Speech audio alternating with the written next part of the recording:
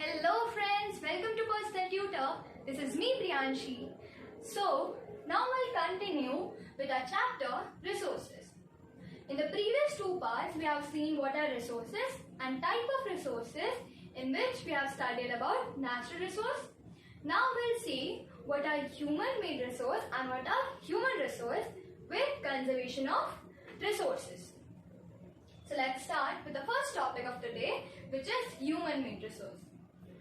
Human, as we all know, you, me, every person like us is a human being. So when we use the natural resource and modify it in a way in which we can use it, known as a human made resource. मतलब कोई भी natural चीज, जैसे हमने ले लिया wind को अगर हम अपने तरीके से यूज करें by making a technology and converting that wind into energy, अगर हम उस विंड को लेकर उसे इस फॉर्म से चलाएं कि हम अपनी एक टेक्नोलॉजी डेवलप करें कि वो विंड एनर्जी में कन्वर्ट हो जाए, तब वो जो टेक्नोलॉजी होगी उसे हम कहेंगे human made resource. So changing in form of natural resources is human made resource. Now one more example is iron ore. As we all know, iron comes from iron ore. अब iron ore क्या होता है? एक raw form होता है iron का. अब उस आयरन ओर के फॉर्म से अगर हमें आयरन चाहिए तो हमें उस बाकी सारे जो भी नॉन रिक्वायर्ड मटेरियल्स है उसको उन सबसे साफ करना पड़ेगा. And for all that we humans develop a technology. तो ये टेक्नोलॉजी क्या हो गई? Human made. और इस टेक्नोलॉजी से जो आयरन आया है, so this could be considered as this technology could be considered as a human made resource. Moving on to human resource. You know what? You sitting there, you are a resource too. Me standing here, I'm a resource too. You know how? क्योंकि हमारे skills के कारण, हमारी knowledge के कारण ही हम एक resource बनते हैं. जैसा कि हमें पता है, रिसोर्स कोई भी वो चीज होती है जो हमारी नीड को सेटिस्फाई कर सकते. तो हमारा जो नॉलेज होगा, हमारी जिस भी टाइम पीरियड में जैसी भी नीड होगी उसको वो फुलफिल करेगा. That's why we all humans are a resource too. Resource tell us about quantity and quality of people. Quantity यानी कितने ह्यूमन बींग्स है, क्वालिटी यानी उनकी स्किल्स, उनका नॉलेज, उनकी ability. So how they can use their skills, their knowledge, their ability to build something that could help them in present or future. Because without our skills and knowledge, nothing like this can be formed. And that's why human resource is considered to be the best part or the most valuable part of any place. Now, what are the two things that make human resource more valuable? Their education and their health. Now, how education? Because if you are educated, you are able to use your skills to make something bigger. So, if you are having good health, then only you can sit at a place and work so well in a well manner to create something very new and very beneficial. So that's how human beings becomes the most important or the most vital part of any society as a resource. So here we are completed with the types of resources, the end topic of the chapter, which is conserving resources. Conserving means to protect.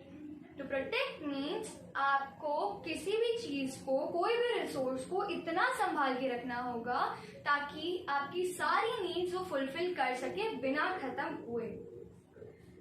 Now resource conservation means using resources in a careful manner, so that also giving it time to get renewed.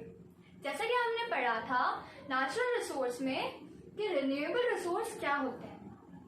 Renewable resource वो होते हैं जो थोड़े time में renew हो जाते हैं या हम उनको यूज करें तब भी वो खत्म नहीं होते.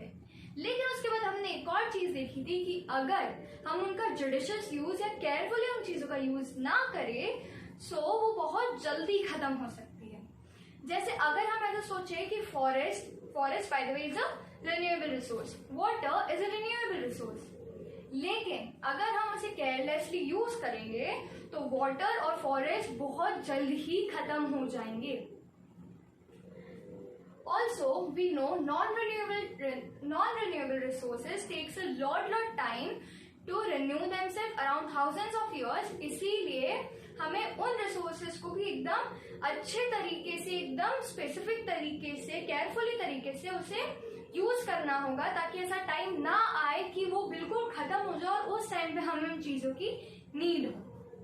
सो कंजर्विंग रिसोर्सेज का मोस्ट इंपॉर्टेंट पार्ट है सबसिस्टेंस डेवलपमेंट.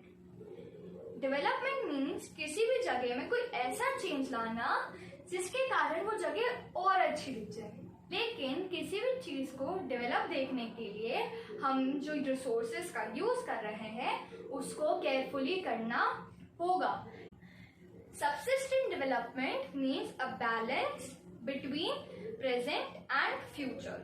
मतलब आप डेवलपमेंट करो, लेकिन कीपिंग इन माइंड कि आप जो आज रिसोर्स यूज कर रहे हो वो आपकी फ्यूचर जनरेशन को भी बराबर मिले. लाइक अगर हम जैसे आज डेवलपमेंट के लिए कोल या वाटर यूज कर रहे हैं तो हमें ये बात ध्यान रखनी पड़ेगी कि हम इतना ज्यादा भी ना यूज करें कि फ्यूचर में जो जनरेशन है उसको ना वाटर देखने को मिले और ना ही कोल. बिकॉज अगर ये दोनों चीजें नहीं रहेंगी तो आपका डेवलपमेंट का कोई मतलब नहीं रहेगा, और अगर ये चीजें नहीं रहेंगी तो इवन आगे हो सकता है कि लाइफ ही ना रहे. So that was subsistence development. Subsistent development करने का बेस्ट तरीका है to follow the 3 R's. 3 R's मतलब reduce, reuse and recycle. reduce मतलब कम यूज करना, जैसे हमको जिस चीज की जितनी जरूरत है बस हम उतना ही यूज करेंगे. Like if you want to have water, will take only that much जितना हमें चाहिए, उससे ज्यादा लेकर हम उसे वेस्ट नहीं करेंगे. Next is reuse. मीन्स अगर आपने कोई चीज एक बार यूज कर ली, now you can use that again. जैसे if you have collected bottles for milk, cold drinks, etc., so you can use them again for filling any of your liquid materials. And the third thing is recycle. अगर हम ये दोनों चीजें follow नहीं कर सकते तो at least we can follow the third thing which is recycle. Recycle मतलब आपने कोई चीज एक बार यूज करी, उसके बाद वो चीज ऐसी है कि उसे हम बाद में यूज कर सकते हैं, लेकिन अभी वो जिस फॉर्म में है उसमें नहीं कर सकते. Like if we have some crushed paper बहुत इजीली रिसाइकल हो सकता है. तो हमारे पास जो क्रश्ड पेपर है हमें ये पता है हम उसे वैसे नहीं यूज कर सकते, लेकिन अगर वो पेपर रिसाइकल होकर हमारे पास आएगा so again it will come in the form of a normal paper. तो हम उस नॉर्मल पेपर को बिल्कुल यूज कर सकते हैं. So this is reduce, reuse, recycle और the 3 R's.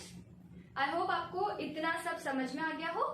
Now moving on to the duties which one should follow for conserving resources. Your duties must be use renewable resources and non-renewable resources in a useful manner, in a careful manner. मतलब हमें जो resources हैं भले ही वो renewable हो या non renewable हो, हमें उन्हें सोच समझ कर ही यूज करना चाहिए. सेकेंड थिंग इज जितनी भी हमारे वर्ल्ड में डाइवर्सिटी है, डाइवर्सिटी यानी एक ही चीज के अलग अलग टाइप. जैसे हमें पता है प्लांट्स कितने अलग अलग टाइप के होते हैं. सो मेंटेनिंग और the diversity of that plant should be our duty. And the third and the most important part is minimize damage to nature and natural resources. मतलब अगर हम इस नेचर में रह रहे हैं, हम इस एनवायरमेंट में रह रहे हैं, अगर नेचर हमें इतनी अच्छी चीजें प्रोवाइड कर सकता है so why can't we give something back to our nature. और वो बैक कैसे करना है? Without doing anything, without damaging the nature. हमें नेचर को डैमेज नहीं करना है. We need to protect our nature, we need to conserve our nature so that we can use the resources. I hope you all understood till here. If you have any doubt, tell us. We'll surely try to answer all of your questions. See you in the next video. Till then, take care. Bye-bye.